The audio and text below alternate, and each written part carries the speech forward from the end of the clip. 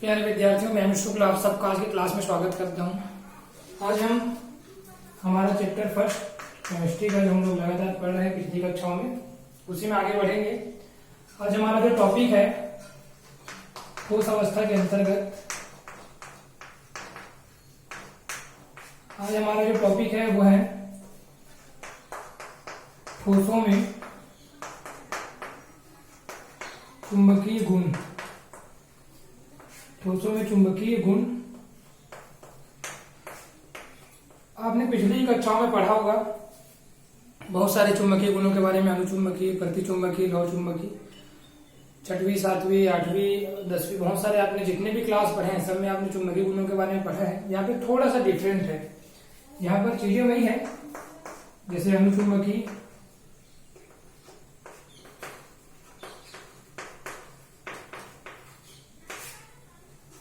अगर अनुचुंबकीय गुण की बात करें, पहला अनुचुंबकीय या प्रतिचुंबकीय भी ले सकते हैं। अनुचुंबकीय में क्या होता है कि वे ठोस पदार्थ जो चुंबकीय क्षेत्र के प्रति आकर्षित नहीं होते, है ना, इसमें अयुग्मित इलेक्ट्रॉन पाए जाते हैं। आपको यहाँ पर एक नया चीज जो ऐड हो रहा है वो ये है कि इसमें अयुग्मित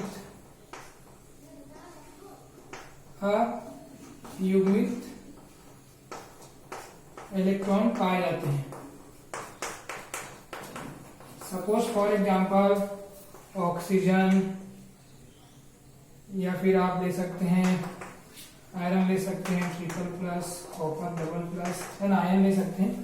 तो इसमें अणु या आयन में अयुग्मित इलेक्ट्रॉन पाए जाते हैं, और अयुग्मित इलेक्ट्रॉन के कारण ये जब चुंबकीय क्षेत्र में इन ठोस पदार्थों को रखा जाता है ना, तो ये क्या होते हैं, चुंबक के प्रति आकर्षित होते हैं। तो इन्हें अयुग्मित ठोस पदार्थ कहा जाता है या अयुग्मित पदार्थ कहा जाता है। सपोज फॉर एग्जाम्पल हम ऑक्सीजन परमाणु का अगर इलेक्ट्रॉनिक विन्यास निकालें, ऑक्सीजन परमाणु का इलेक्ट्रॉनिक विन्यास अगर हम निकालें तो ये होगा, कितना होता है, एक परमाणु का, है ना, अणु का O2 निकालेंगे, ठीक है। तो निकालें तो ये हो जाएगा 1s2 2s2 2p6, है ना, कितना हो गया, ये हो जाएगा आपका 2p48, है ना।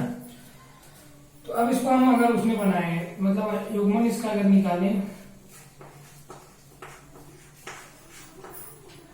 अगर युग्मन की बात करें तो ये हो जाएगा 1s, ये 2s और ये 2p। तो यहाँ पे 2 इलेक्ट्रॉन, फिर इसको करेंगे 2, है ना, और ये इस प्रकार से, तो ये हो गया 2 2 4 5 6 7 और ये 8। इसमें 2 अयुग्मित इलेक्ट्रॉन है, क्या है, 2 अयुग्मित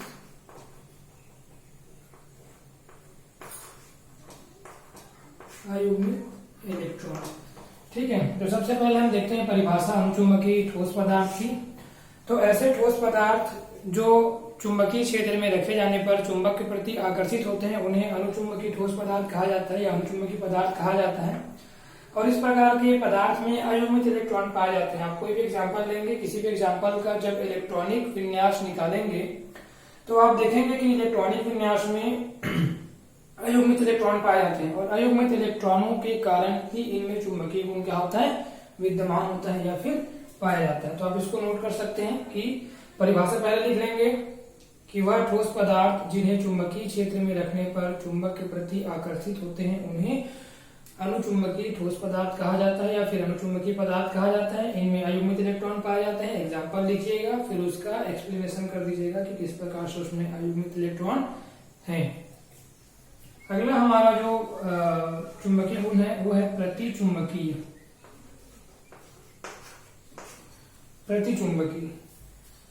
अब प्रतिचुंबकीय जो है, प्रतिचुंबकीय जो ठोस पदार्थ होता है उसमें क्या होता है कि इसमें अयुग्मित इलेक्ट्रॉन नहीं पाए जाते, है ना, अयुग्मित इलेक्ट्रॉन क्या होते हैं, नहीं पाए जाते, और इन्हें चुंबकीय क्षेत्र पर, है ना, चुंबकीय क्षेत्र में जब रखा जाता है तो ये चुंबक के प्रति क्या होते हैं, प्रति, नाम से स्पष्ट है, प्रति मतलब प्रतिकर्षित, है ना। चुंबकीय क्षेत्र में जब इन ठोस पदार्थों को रखा जाता है तो चुंबक के प्रति या चुंबक से ये क्या होते हैं, प्रतिकर्षित होते हैं, दूर हटते हैं, उनसे दूर जाने का गुण पाया जाता है, इसलिए इन्हें प्रतिचुंबकीय पदार्थ कहा जाता है।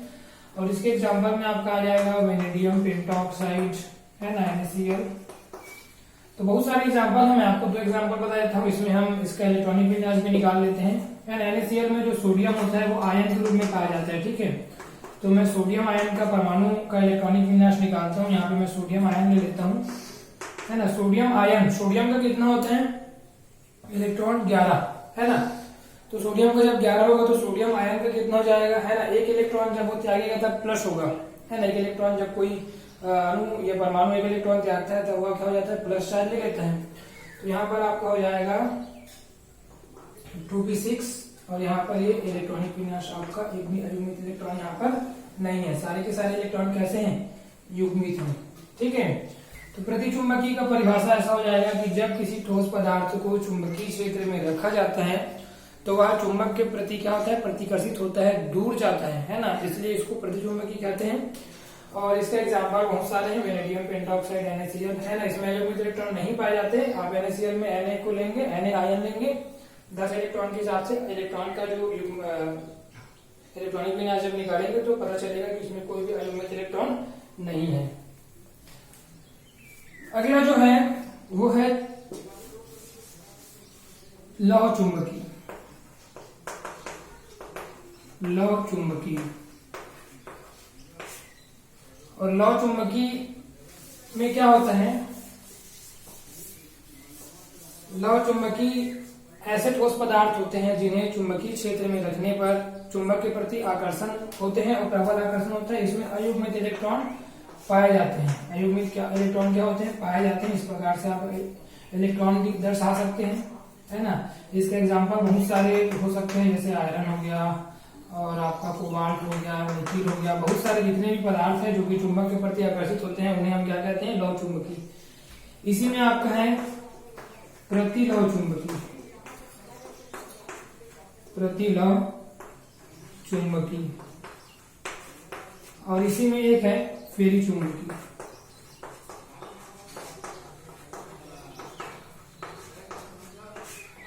फेरी चुंबकीय, ठीक है। तो आपका सबसे पहले हम देखते हैं प्रतिलौह चुंबकीय में क्या होता है कि जब इन्हें चुंबकीय क्षेत्र में रखा जाता है तो ये चुंबक से प्रतिकर्षित होते हैं। प्रति शब्द यहाँ पे लग गया, मतलब ये क्या होंगे, है ना। ऐसे मतलब पदार्थ जो कि चुंबकीय क्षेत्र में रखने पर चुंबकीय क्षेत्र से प्रतिकर्षित होते हैं। एक चीज इनमें जो डिफरेंस है वो ये है कि इनमें अयुग्मित इलेक्ट्रॉन तो पाए जाते हैं, है ना। अयुग्मित इलेक्ट्रॉन तो क्या होते हैं, पाए जाते हैं, परंतु इनका जो नेट चुंबकीय आघूर्ण है वो इस प्रकार से अरेंज्ड रहता है ना। इस प्रकार से इनका अभियोजन होता है कि नेट चुंबकीय आघूर्ण का जो मान होता है वो क्या होता है, 0 होता है। मतलब देखिए आप लोग यहाँ पे प्रतिलौह चुंबकीय में इसका युग्मन अगर दक्षिणावर्त है तो इसका वामवर्त है ना। मतलब इनका जो डायरेक्शन है वो इस प्रकार से अरेंजमेंट रहता है कि इसमें जो नेट चुंबकीय आघूर्ण का जो मान हो क्या होता है, 0 होता है। देखिए इसका मतलब जो डायरेक्शन है, इसका डायरेक्शन है ना। तो इनका जो अरेंजमेंट है, अरेंजमेंट ऐसा होता है, इनका अभियोजन इस प्रकार से होता है ना, कि जो नेट चुंबकीय आघूर्ण का मान क्या होता है, 0 होता है। इसके फॉर एग्जांपल में बहुत सारे हैं, कॉपर ऑक्साइड, आयरन ऑक्साइड, उसके अलावा मैग्नीज ऑक्साइड, तो जितने भी हैं, है ना। तो इसके एग्जांपल में आप इनको लिख सकते हो। इनमें इस प्रकार से इलेक्ट्रॉनों का अभियोजन होता है, ये अरेंजमेंट होता है कि नेट जो चुंबकीय जो है ना आघूर्ण का मान है वो क्या होता है, 0 होता है। और फेरी चुंबकीय में क्या होता है, फेरी चुंबकीय में इनका अरेंजमेंट इस प्रकार से होता है ना। इलेक्ट्रॉनों का अरेंजमेंट ऐसा होता है कि नेट चुंबकीय आघूर्णों का जो है ना मान है वो 0 नहीं होता। देखिए एक का जो डायरेक्शन है वो अगर दक्षिणावर्त है, दूसरे का वामवर्त है, मतलब 2 का, है ना। एक का डायरेक्शन दक्षिणावर्त, 2 का वामवर्त है, फिर एक का दक्षिण, फिर 2, है ना। तो इनका जो अरेंजमेंट है वो कैसा होता है कि नेट चुंबकीय आघूर्ण 0 नहीं होता है। इनका अरेंजमेंट या अभियोजन इस प्रकार से किया जाता है कि नेट चुंबकीय आघूर्ण का मान 0 नहीं होता। तो इसे हम कहते हैं फेरी चुंबकीय। और इनको भी जब चुंबकीय क्षेत्र में रखा जाता है तो ये चुंबक के प्रति क्या होते हैं, अगर नेट चुंबकीय आघूर्ण का मान 0 नहीं है ना, तो ये चुंबक के प्रति आकर्षित होंगे। इसका एग्जांपल Fe3O4। तो इस प्रकार से इनका हम एग्जांपल लिख सकते हैं,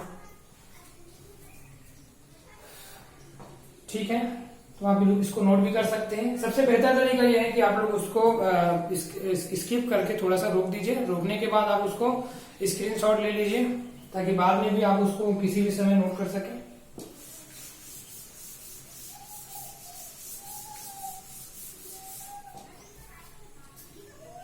इसके बाद हमारा जो टॉपिक है लगभग एंड हो चुका है। हमारे पास एक भी अभी नया कोई टॉपिक इस यूनिट में नहीं है। जितने भी टॉपिक थे मैंने आपको पिछली कक्षाओं में पढ़ा दिए हैं। एक और मेरा क्लास इसमें होगा ठोस अवस्था में, जिसमें मैं आपको सारे क्वेश्चंस का अरेंजमेंट बताऊंगा कि क्या क्या क्वेश्चन इसमें आ सकते हैं और वो क्वेश्चन कितने नंबर के होंगे, उसको लिखना कैसे है, कितना लिखना है, ये आपको मैं